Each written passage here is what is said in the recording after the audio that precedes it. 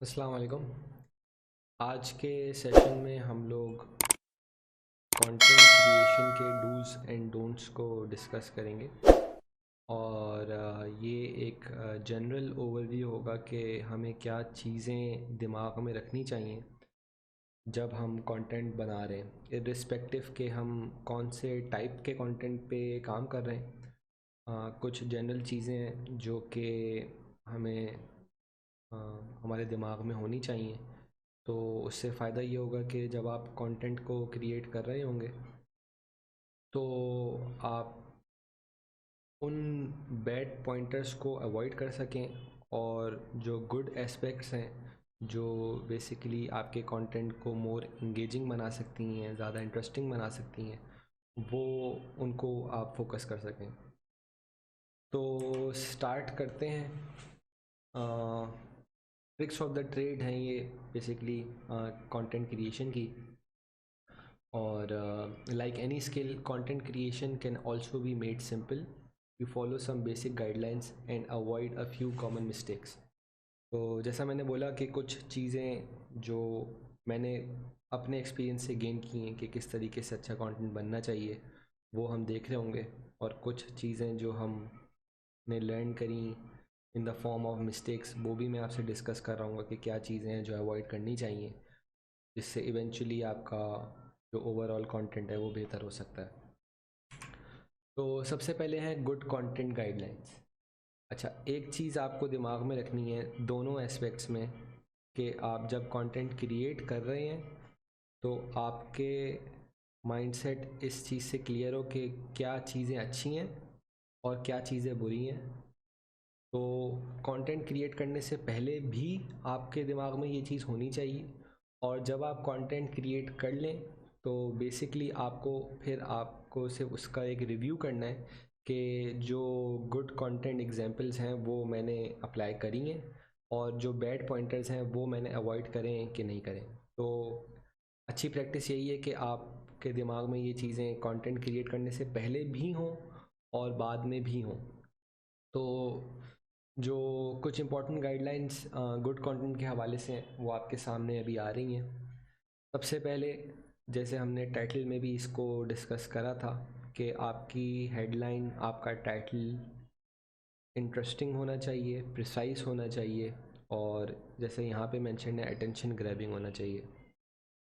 तो until and unless आप title के ऊपर इस तरीके से फोकस कर रहे हैं कि उनके अंदर ये एलिमेंट्स मौजूद हैं, जैसा मैंने आपको एक एनालिसिस से भी दिखाया कि कौन सी चीज़ें हैं जो इंटरेस्टिंग एलिमेंट बढ़ा देती हैं किसी भी टाइटल का और इंगेजमेंट एस्पेक्ट को भी इंक्रीज़ करती हैं, वो क्या हैं। जैसे जिसमें हमने एक्स एंड वाइज की बात की थी टाइटल क्रिएट करने के लिए। तो वो सारी चीज़ें वही हैं जो किसी भी टाइटल को अच्छा बनाती हैं। तो आप भी अगर एक टाइटल क्रिएट कर रहे हैं किसी भी कंटेंट पीस का, तो आपके दिमाग में ये ज़रूर होना चाहिए। अच्छा, बहुत दफ़ा ऐसा होता है कि आप जब कंटेंट लिखना स्टार्ट करते हैं तो आपके दिमाग में कंटेंट की बॉडी के हवाले से बहुत सारी चीज़ें होती हैं, और आपको होता है कि मैं ये भी चीज़ इसमें इंक्लूड करूँ, ये भी चीज़ इसमें इंक्लूड करूँ। तो उसका एक अच्छी प्रैक्टिस उसमें ये होती है कि आप सारे पॉइंटर्स को एक जगह नोट कर लें और फिर उनको इन द फॉर्म ऑफ सब हेडिंग्स या इन द फॉर्म ऑफ पॉइंटर्स आप अपने पोस्ट में इंक्लूड करें। अच्छा, जो टाइटल के हवाले से मुझे यहाँ पे बात करनी थी वो ये कि अ, आपके दिमाग में ज़रूर बॉडी के हवाले से बहुत सारी चीज़ें होंगी जो आप ब्लॉग में इंक्लूड करना चाहते हैं, लेकिन जब आप आर्टिकल स्टार्ट करते हैं तो आप इस चीज़ पे फोकस हो जाते हैं कि यार इसका टाइटल क्या होगा। तो अच्छे राइटर्स की जो एक एग्जांपल है इसमें वो ये है कि वो टाइटल पहले नहीं बनाते। वो पहले जो टॉपिक आप डिस्कस करना चाहते हैं आप उसके ऊपर कंटेंट इटसेल्फ लिखते हैं, आप बॉडी के ऊपर फोकस करते हैं और आप पूरी जो उसकी बॉडी है, उसका इंट्रोडक्शन है, उसके ऊपर बात करते हैं और टाइटल एंड के लिए छोड़ देते हैं। उससे फ़ायदा ये होता है कि आपके दिमाग में जो सारी चीज़ें घूम रही हैं उस ब्लॉग से रिलेटेड, आप वो ब्लैक एंड वाइट में ले आते हैं, वो सारी चीज़ें इन रिटन फॉर्म आ जाती हैं। तो जो भी दिमाग में आपके रिसर्च घूम रही है या कोई भी एनालिसिस घूम रहा है या कोई भी इंफॉर्मेटिव चीज़ें हैं जो आप अपने ब्लॉग में इंक्लूड करना चाह रहे हैं, वो आपने उसी वक्त बैठ के लिख ली हैं और वो एक पेन एंड पेपर फॉर्म में आ गई हैं। अब जब आपका blog in terms of introduction, body और कंक्लूजन कंप्लीट हो गया है, तो आपके पास एक क्लियर माइंड होगा टाइटल बनाने के लिए। और मैं इस चीज़ को फोकस इसीलिए ज़्यादा कर रहा हूँ क्योंकि in many cases, in most of the cases, title ही वो सारा फैक्टर होता है जो इवेंचुअली किसी भी यूज़र को इस चीज़ के ऊपर इनकरेज करता है कि वो उस आर्टिकल को पढ़े। इन मैनी केसेस आपके आर्टिकल्स जो हैं सोशल मीडिया पे बूस्ट हो रहे होंगे या प्रमोट हो रहे होंगे, तो अनटिल एंड अनलेस उसका टाइटल, उसकी डिस्क्रिप्शन अच्छी नहीं होगी तो कोई भी वो आर्टिकल नहीं पढ़ेगा। तो इसलिए बहुत ज़रूरी है कि आप एक क्लियर माइंड से टाइटल बनाएं। और डिस्क्रिप्शन की बात तो खैर हम एसईओ में करेंगे। तो टाइटल की इम्पोर्टेंस बहुत ज़्यादा है और इसीलिए आप जब टाइटल बनाने बैठें तो आपके दिमाग में सिर्फ़ और सिर्फ यही हो कि मैं टाइटल को किस तरीके से इम्प्रूव कर सकता हूँ। उस वक्त आपके दिमाग में ये चीज़ नहीं होगी कि यार मुझे अभी पूरा आर्टिकल बनाना है। आप आर्टिकल बना चुके होंगे, अब आपके पास सिर्फ जो वर्क एट हैंड होगा वो सिर्फ उसका टाइटल बनाना होगा। तो आप ज़्यादा आसानी से उसके अंदर ज़्यादा क्रिएटिविटी पैदा कर सकते होंगे और उसको ज़्यादा इंगेजिंग बना सकते होंगे। अच्छा, सेकंड जो पॉइंटर है वो है लेंथी पोस्ट्स। ये भी एक रिसर्च है और पहले के टाइम्स में लोग छोटे आर्टिकल्स प्रेफर करते थे और उसके अंदर इंफॉर्मेशन ऑब्वियसली कम होती थी। तो with the passage of time एक यूज़र बिहेवियर में चेंज आया है और अब लोग ज़्यादातर लेंथी पोस्ट्स को प्रेफर करते हैं। अच्छा, लेंथी पोस्ट हमारे लिए दो तरीके से फ़ायदेमंद होती है। सबसे पहले तो उसमें हम रेलेवेंट इन्फॉर्मेशन इंक्लूड कर सकते हैं और अपने यूज़र को, अपने रीडर को वो सारी इन्फॉर्मेशन बता सकते हैं जो बेसिकली उसकी एपेटाइट को फुलफ़िल कर देगा। और जो दूसरा एस्पेक्ट होता है लेंथी पोस्ट का वो होता है एसईओ। गूगल के एल्गोरिथम्स चेंज होते रहते हैं, लेकिन गूगल ने अपने आप को, अपने एल्गोरिथम को इस तरीके से बना दिया है कि वो 90% ऑफ द टाइम उन आर्टिकल्स को प्रेफर करता है, उनको अच्छी बूस्ट्स या उनको अच्छी रैंकिंग्स देता है जो डिटेल्ड आर्टिकल्स होते हैं। तो एक जनरल जो नंबर है इसके अंदर वो होता है 800, कि आपका जो पोस्ट है वो एटलीस्ट 800 वर्ड्स का हो। और मैक्सिमम तो आपके ऊपर है कि आप कितना भी उसको लंबा कर सकें, लेकिन मिनिमम जो इसकी वैल्यू है वो एटलीस्ट 800 वर्ड्स का आपका आर्टिकल ज़रूरी होना चाहिए। उससे हमारा जो यूज़र एपिटाइट है वो भी फुलफ़िल हो जाती है और जो हमारी एसईओ रिक्वायरमेंट्स है जिनको हम आगे पढ़ेंगे वो भी फुलफ़िल हो जाते हैं। थर्ड आता है मेंटेनिंग पर्सोना। पर्सोना एक ऐसी चीज़ है जिसकी बात मैं शुरू से कर रहा हूँ और as a writer, as a business owner आपके लिए बहुत इम्पॉर्टेंट है कि आपका जो ओवरऑल पर्सोना है वो मेंटेन हो रहा हो through out your content, through out your website, through out your business. तो सिमिलरली कंटेंट क्रिएशन के अंदर भी एक पर्सोना को दिमाग में रखना ज़रूरी होता है कि आपका इवेंचुअल रीडर कौन है और आप उससे क्या ऑब्जेक्टिव्स अचीव करवाना चाहते हैं। तो आप कोई भी अगर ब्लॉग लिखते हैं तो आपके अंदर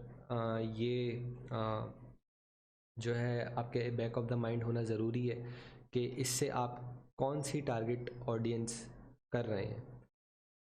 और अगर ये चीज़ आपके ऑब्वियसली दिमाग में होगी तो आप उसी हिसाब से अपने कंटेंट को क्रिएट कर रहे होंगे और वो एक अच्छे तरीके से जो है वो एक रिपल इफ़ेक्ट बना लेता है अपने टारगेट ऑडियंस के अंदर और उसकी इंगेजमेंट या शेयरिंग उसी हिसाब से अच्छी हो जाती है।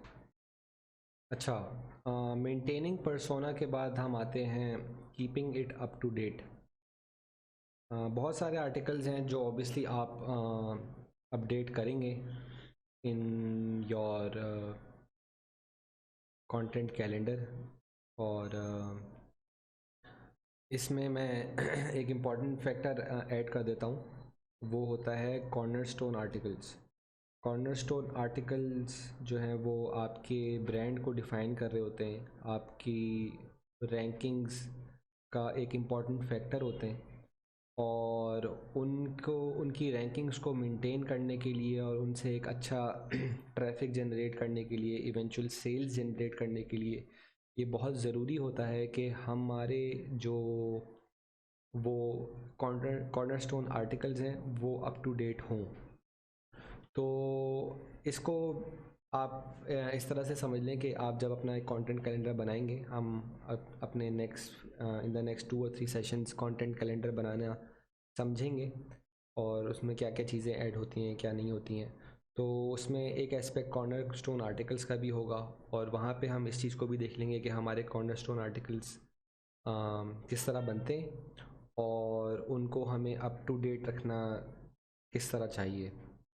तो ऑब्वियसली अच्छे कंटेंट की जो है ये एक एस्पेक्ट होता है कि वो टू द पॉइंट के साथ साथ अप टू डेट रहें, और वो हम रेगुलरली उसको अपडेट करते हैं इन अ वीक, इन 2 वीक्स और मे बी 1 मंथ, डिपेंडिंग कि आपका कंटेंट किस किस डोमेन में फॉल कर रहा है और उसके अंदर कितनी फ्रीक्वेंसी से उसको अपडेट करना ज़रूरी है।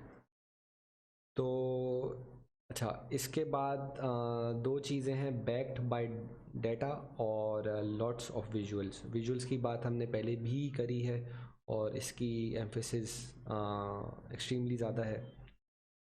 और विजुअल्स इन मैनी केसेस आर्टिकल के अंदर सिर्फ इस वजह से होते हैं कि हम एक इंटरेस्टिंग एलिमेंट उससे जनरेट कर सकें, और इन मैनी केसेस हमारे पास जो विजुअल्स होते हैं वो इन द फॉर्म ऑफ डेटा भी हो सकते हैं। इसकी बहुत अच्छी एग्जाम्पल जो हो सकती है वो इन द फॉर्म ऑफ Ahrefs हो सकती है।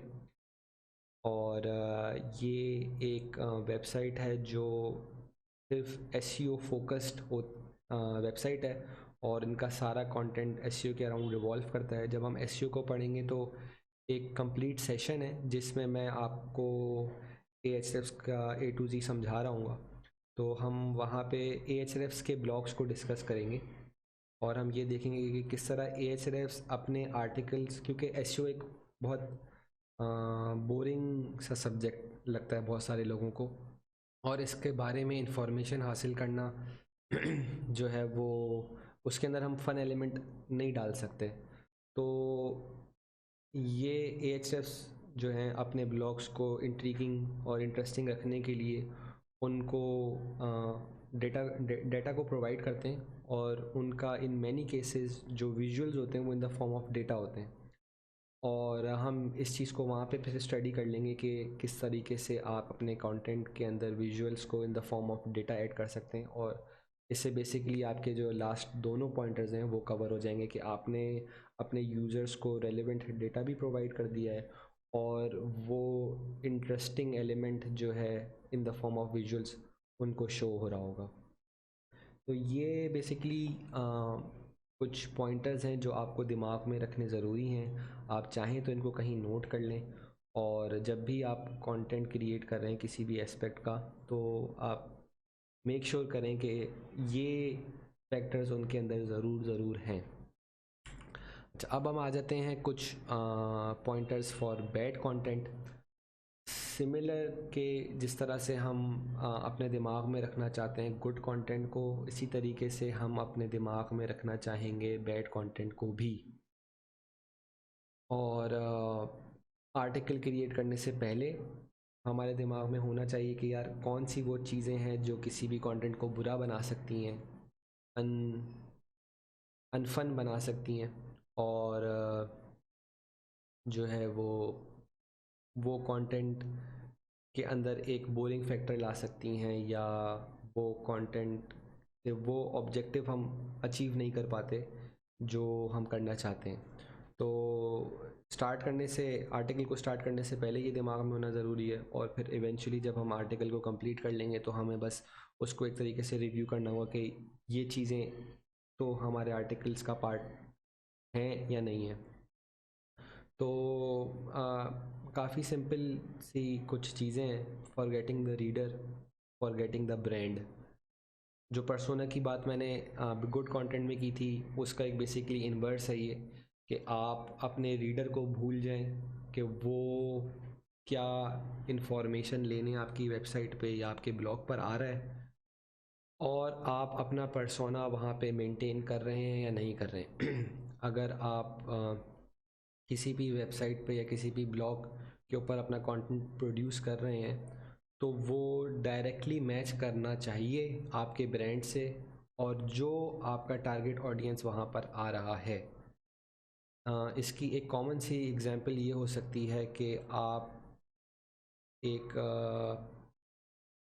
इंट्रोवर्ट को, जो ज़्यादातर अपना टाइम घर पे सर्व करता है, उस रीडर को एक साइकिल बेचें।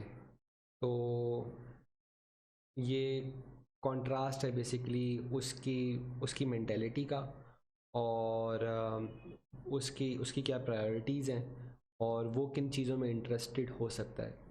तो आपकी भी वेबसाइट के ऊपर जो बंदा आ रहा है वो एक पर्टिकुलर माइंडसेट का बंदा आ रहा है, जो कुछ चीज़ों को लाइक करता है, कुछ चीज़ों को डिसलाइक करता है।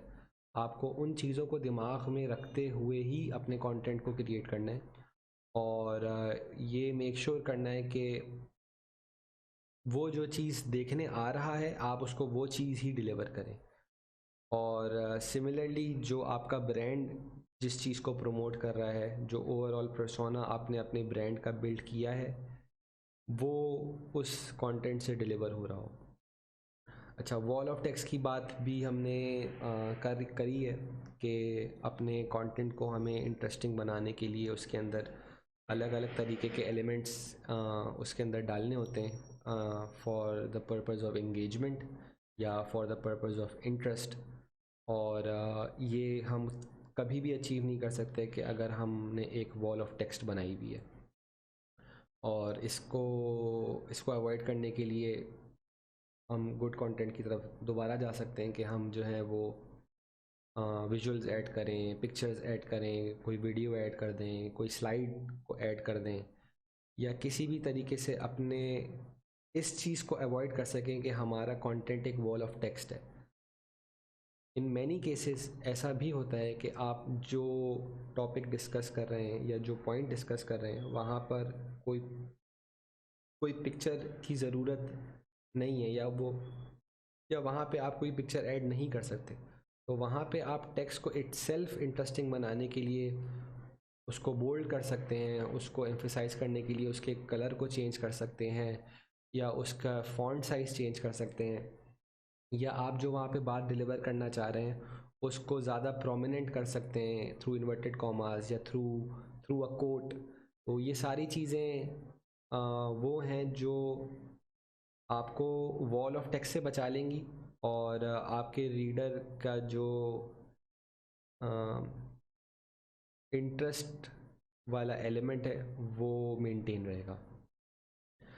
अच्छा, no prior research, as obvious as it seems, कि आप कोई भी आर्टिकल बस एकदम से आपके दिमाग में आया कि यार ये मैं आर्टिकल लिख लेता हूँ, और आप लिख गए और कुछ भी आपने जो है टाइप करना स्टार्ट कर दिया अपने दिमाग से, ये अ बिग नो नो है।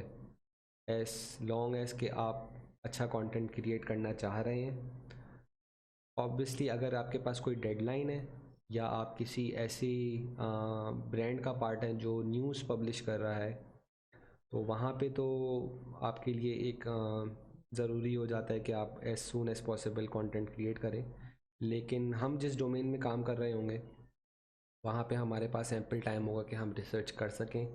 इसलिए हमारे लिए बहुत ज़रूरी है कि हम कोई भी कंटेंट क्रिएट करने से पहले उससे रिलेटेड जितनी भी रेलेवेंट रिसर्च हम कर सकते हैं थ्रू गूगल, थ्रू यूट्यूब, हम वो करें और अपने कंटेंट को एज़ इंफॉर्मेटिव एज़ पॉसिबल बना सकें।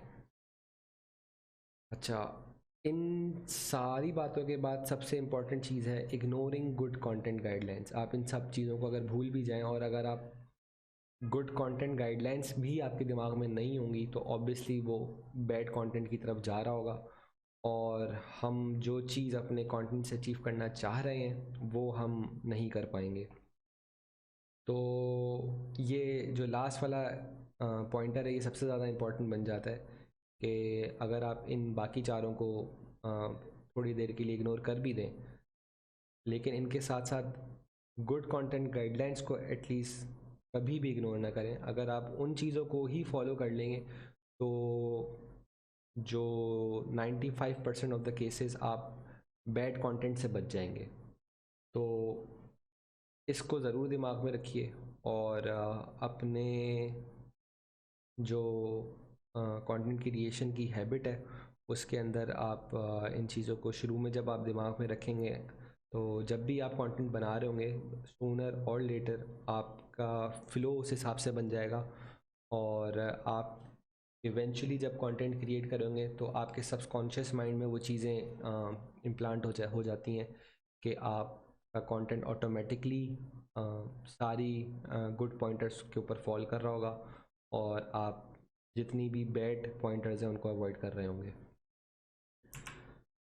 अच्छा, तो ये सम अप है इस सेशन का। मैं आप लोगों को दोबारा यही रिकमेंड करूँगा कि आप इनको कहीं नोट डाउन कर लें, और इन the form of note pad, या आप अपने स्टिकी नोट्स बना लें इसके, और इन दोनों पॉइंटर्स को दिमाग में रखें, और इसके थ्रू फिर अपना कंटेंट क्रिएट करें। और होपफुली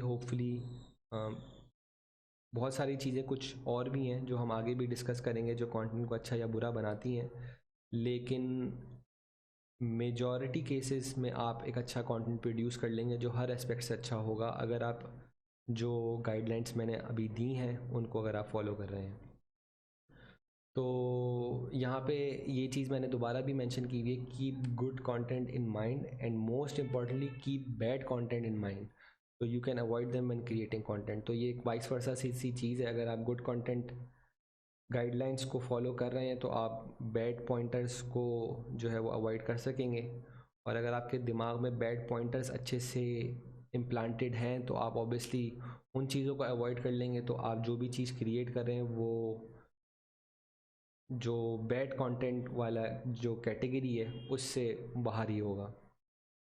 बाकी इसमें बहुत सारी ट्रायल एंड टेस्ट होते हैं जो आप अप्लाई कर सकते हैं अपनी क्रिएटिविटी से, और उससे आपको डिफरेंट रिज़ल्ट्स मिलेंगे, क्योंकि आपकी जो ऑडियंस है उसके थ्रू आपको डिफरेंट रिज़ल्ट्स मिल होंगे in the form of engagement, in the form of sale. तो आप उस on the basis of those results भी बहुत सारी चीज़ें जो हैं वो एक्वायर कर रहे होंगे, और वो चीज़ें आप अपने फ्यूचर कंटेंट में अप्लाई कर सकते हैं और मज़ीद अपने कंटेंट को बेहतर बना सकते हैं। तो इसके साथ हम इस सेशन को एंड करेंगे। इंशाल्लाह ताला जो हमारा नेक्स्ट सेशन होगा उसमें हम कंटेंट कैलेंडर और फिर उससे आगे जो कंटेंट स्ट्रेटजी वाला जो एस्पेक्ट है हम उसको कवर करेंगे। Thank you.